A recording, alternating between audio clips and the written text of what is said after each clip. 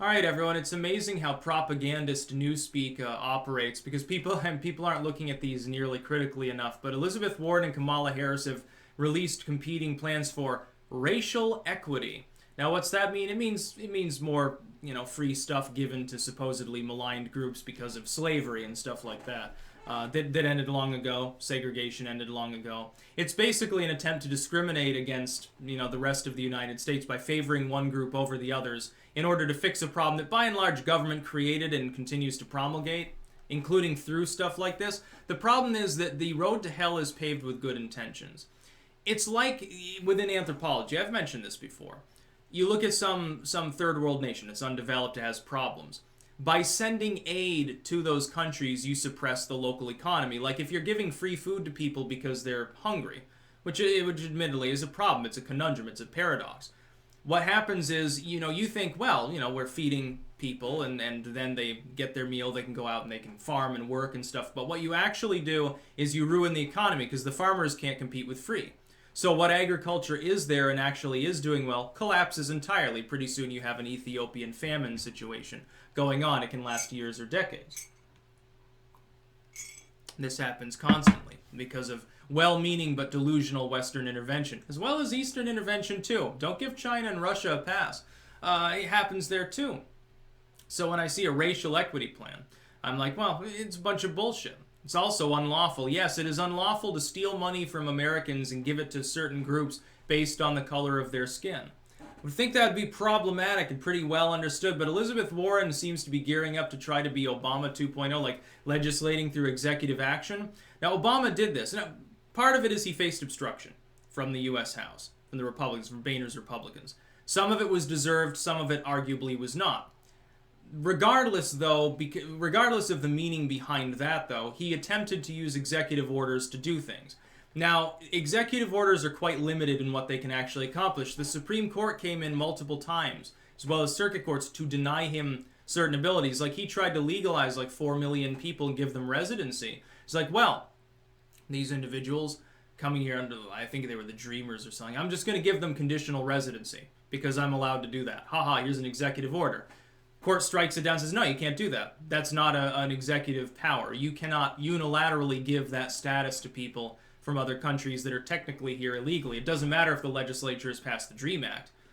Deferred action, the DACA recipients, you don't have to deport them actively, which is kind of ignoring existing law, kind of a Band-Aid on a gaping wound. You can do that, but you can't legalize them. This is roundabout amnesty after a fashion, because after a few years under those requirements under residency, they can seek citizenship under the basis that they've done nothing else wrong.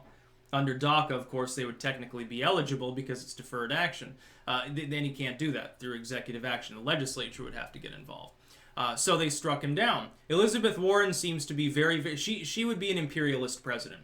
She would go full mama bear and be like, well, I can play with the big boys. I've got all the toys. I can do whatever I want, and damn you sexists if you tell me no, I'll just use an executive order. Kamala Harris, I think, would rather not throw her weight around. She seems the kind that instead would just be like, I dare you to resist me.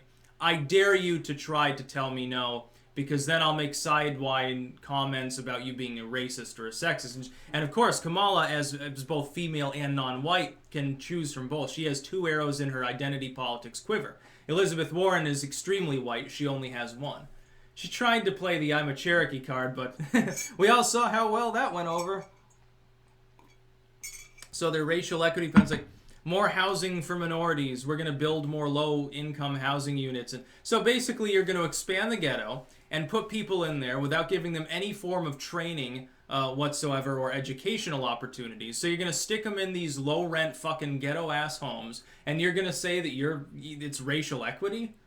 Instead of allowing people to try to climb up out of poverty, you're going to keep them in basically poverty anyway and say, fuck it, at least they got a roof over their heads. Yeah, the roof might be degraded and their windows are all broken and there's crack shacks all over the place because I didn't address the fundamental underlying problem that Democrats largely caused in the inner cities, but it's okay. It's okay if I build more projects. Let's just keep them down, says Elizabeth extremely white Warren. That's basically her plan. And Kamala Harris is such a fucking opportunist. She reminds me of like Jesse Jackson or something. Oh, well, I'm black, so I can speak to these issues. You're rich, though. You don't have anything in common with the inner city communities. What are you talking about? You're one of the richest people in the Dem field. What was it? They had a story on this about her income and stuff, about how she made so much more. She and her husband's a high-class lawyer. He's making millions a year. How much money do they make a year? I can't even remember. It's more than you can possibly fathom. There's some of the rich people, they make Elizabeth Warren look poor. I think the only person with more money is Biden. And that's only because, hey, former vice president for years and years, I can charge $5,000, $6,000 a plate at a speech. Of course he's going to get a lot of money. But, I mean, Kamala Harris, my goodness. She doesn't have anything in common with the inner city. What the fuck are you talking about? She was one of the prosecutors who went into the inner city and threw young black males in prison for 10 years for having a fucking joint or being truant to school. Scare them straight. We're going to give you a long sentence now so that we don't have to give you a sentence later. Pure Reaganite sort of just say no dare bullshit. It's a gateway drug. We got to get this weed off our streets, man. Then she's like making tweets about smoking weed and listening to Tupac. The fuck is your fucking problem? Kamala Harris is the problem. People like her, opportunists who pretend. These wedge issues, they're all pretend. It's just like a lot of people on the right say, well, I stand for white issues. No, you don't. You don't speak for me. I speak for me. You speak for yourself. That's about all. Peace out.